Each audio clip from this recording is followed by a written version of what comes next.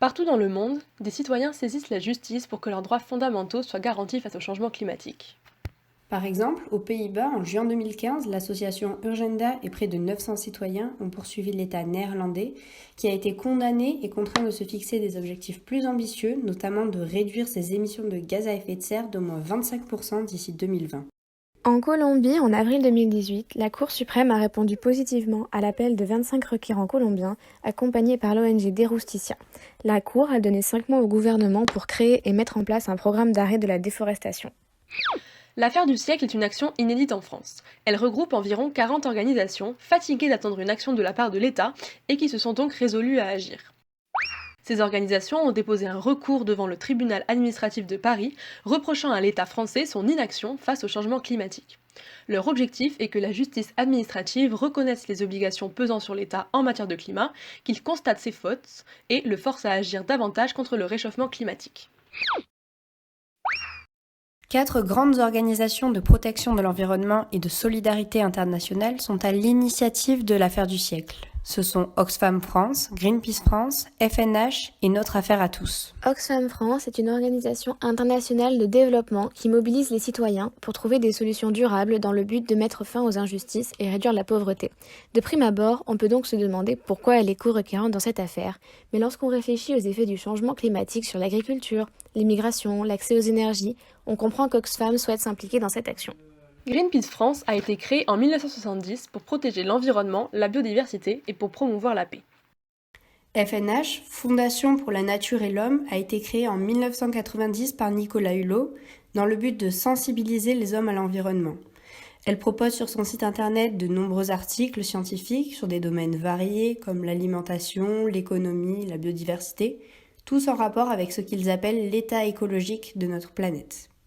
Notre Affaire à tous a été créée en août 2015 pour lutter contre l'injustice climatique. Cette association, composée à la base de 9 juristes, tente de faire du droit un outil de mobilisation pour la justice sociale et environnementale, notamment en construisant de nouvelles responsabilités juridiques en matière environnementale et en protégeant les victimes du changement climatique, en faisant reconnaître leurs droits et l'obligation des pouvoirs publics de les protéger. L'affaire du siècle reproche à l'État son inaction face au changement climatique et ainsi son échec dans sa mission de protection des citoyens et de l'environnement. En effet, l'État prend des engagements en matière de climat, mais ceux-ci ne sont que très rarement, voire jamais tenus. De nombreux textes imposent des objectifs à atteindre, souvent avec une deadline. Ces textes sont basés sur 2 approches différentes. L'objectif peut être d'atténuation, c'est-à-dire qu'il veut réduire les causes du changement climatique, ou bien d'adaptation, c'est-à-dire qu'il veut prévenir des conséquences du changement. Mais sur ces 2 plans, l'État ne respecte pas les objectifs fixés. Les textes signés par l'État lui-même ne sont pas respectés. Par exemple, concernant l'émission de gaz à effet de serre, l'objectif d'émission de 2017 a été dépassé de 6,7%. Au niveau de la consommation d'énergie, l'objectif fixé pour 2020 ne sera atteint qu'en 2026.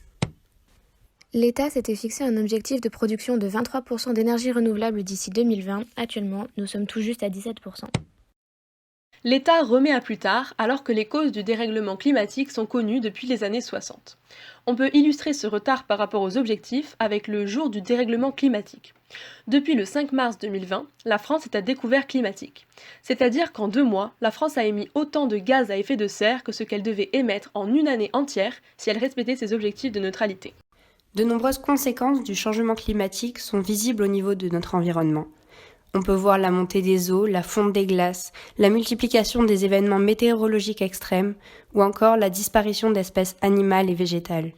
Et on sait qu'une augmentation de 5 degrés de la température générale de notre planète provoquerait une diminution de 50% des rendements agricoles. Le changement climatique a aussi des conséquences directes sur les populations. Entre 1998 et 2017, on observe en moyenne 1120 décès par an liés au changement climatique, ce qui fait de la France le pays européen le plus impacté. Le nombre de déplacés climatiques ne cesse d'augmenter.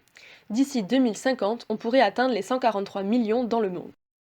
Il y a donc une urgence climatique. Et c'est en raison de cette urgence que ces associations ont décidé de ne plus attendre l'action de l'État, mais de la provoquer. Pour cela, les organisations se sont entourées de nombreux supports que nous allons maintenant détailler. L'affaire du siècle s'appuie sur de nombreux rapports scientifiques, comme notamment des rapports du GIEC. Elle fait intervenir différents experts pour consolider une demande spécifique et travaille notamment avec des organisations qui ne sont pas requérantes, comme le RAC, Réseau Action Climat. Au tribunal, les organisations font valoir plusieurs textes juridiques. Ils sont issus du droit international, notamment de la Convention cadre des Nations Unies sur le changement climatique et de l'Accord de Paris. Ce sont aussi des directives européennes comme le paquet climat-énergie, adopté en 2008 et révisé en 2014 par l'Union européenne, ou la directive 2009-28/CE relative à la promotion de l'utilisation des énergies renouvelables. Ils utilisent également des textes du droit du Conseil de l'Europe, comme la Convention européenne des droits de l'homme. Et enfin, ils sont issus du droit national, de la Constitution, de la Charte de l'environnement ou encore de la loi relative à la transition énergétique. Ce recours en justice a été appuyé par un grand nombre de citoyens. Une pétition de soutien hébergée par Greenpeace France a été lancée en décembre 2018 pour informer un maximum les citoyens. Deux collectifs, On est prêt et Il est encore temps, soutenus par de nombreuses personnalités publiques dont McFly et Carlito, Charlie Danger, Marion Cotillard, ont tenté par différents moyens de mobiliser les internautes. C'est la mobilisation en ligne la plus massive de l'histoire de France. On peut cependant souligner que les signataires sont majoritairement de moins de 35 ans et à 56% des femmes. Cette pétition a recueilli 1 million de signatures en 48 heures et 2 millions en 3 semaines. L'objectif fixé à 3 millions n'est pour l'instant pas atteint, donc on compte sur vous.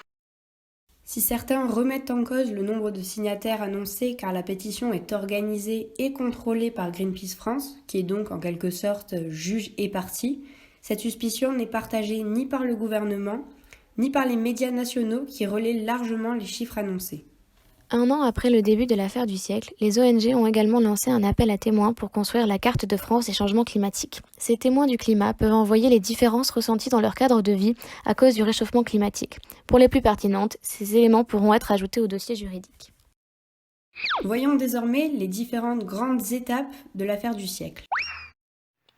L'affaire du siècle débute par une étape obligatoire avant toute procédure au tribunal. Le 17 décembre 2018, les 4 ONG décrites précédemment envoient une demande préalable indemnitaire au Premier ministre et à plusieurs autres ministres directement concernés par le changement climatique. La demande préalable indemnitaire est un courrier assorti d'un document de 41 pages. Ce dossier expose dans un premier temps les faits, c'est-à-dire les causes et effets du réchauffement climatique, et plus précisément les conséquences en France. Dans un deuxième temps, il traite de la carence fautive de l'État en matière de lutte contre le réchauffement climatique. Et dans un troisième temps, ce dossier explique le lien de causalité et les préjudices causés par l'inaction de l'État. À partir de l'envoi, l'État dispose de 2 mois pour répondre à cette demande.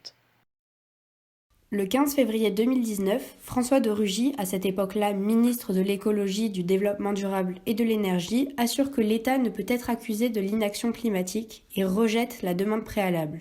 Il expose en 10 pages que l'État français est pionnier dans la lutte contre le réchauffement climatique et qu'il prépare l'action de demain en finançant notamment l'innovation. Par ailleurs, il explique que les mesures prises par le gouvernement rencontrent une opposition de la part des citoyens. Il cite notamment la taxe carbone, qui était à l'origine du mouvement des Gilets jaunes.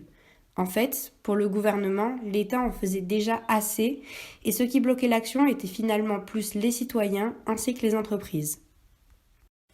Le 14 mars 2019, suite au rejet du gouvernement, l'affaire du siècle dépose un recours en plein contentieux devant le tribunal administratif de Paris.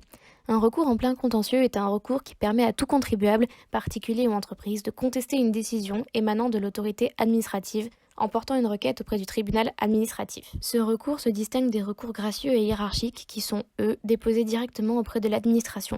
Ce sont les 4 ONG présentées précédemment qui assument la responsabilité juridique et financière du recours porté au nom de l'intérêt général devant le juge administratif. Le 20 mai 2019, l'affaire du siècle transmet au juge un mémoire complémentaire, c'est-à-dire un dossier détaillant l'ensemble des pièces et arguments présents dans le recours. En ce jour, nous en sommes là. L'instruction va durer entre 2 et 3 ans. C'est le tribunal administratif qui va finir par clôturer l'instruction et fixer une date à l'audience. Les avocats des 2 parties pourront continuer d'échanger leur mémoire, et cela jusqu'à l'audience. L'affaire du siècle espère une audience pour fin 2020, printemps 2021. Si le jugement du tribunal administratif ne correspond pas à ces attentes, le collectif fera appel. Et, si la décision n'est pas encore satisfaisante, l'affaire du siècle pourrait passer devant le Conseil d'État. Les acteurs de l'affaire du siècle demandent la reconnaissance du préjudice écologique et que le juge oblige le gouvernement à changer ses politiques publiques dans le but de protéger la biodiversité et notamment de limiter le réchauffement planétaire à 1,5 degré, mais aussi pour lutter contre les inégalités sociales. En effet, le juge peut reconnaître la responsabilité de l'État et enjoindre au Premier ministre et aux ministres compétents d'adopter les mesures nécessaires pour mettre un terme aux manquements de l'État. Diverses actions prioritaires sont proposées par le collectif de l'affaire du siècle, comme par exemple le développement massif des énergies renouvelables, la fin des cadeaux aux grandes entreprises, le développement de sites propres, etc.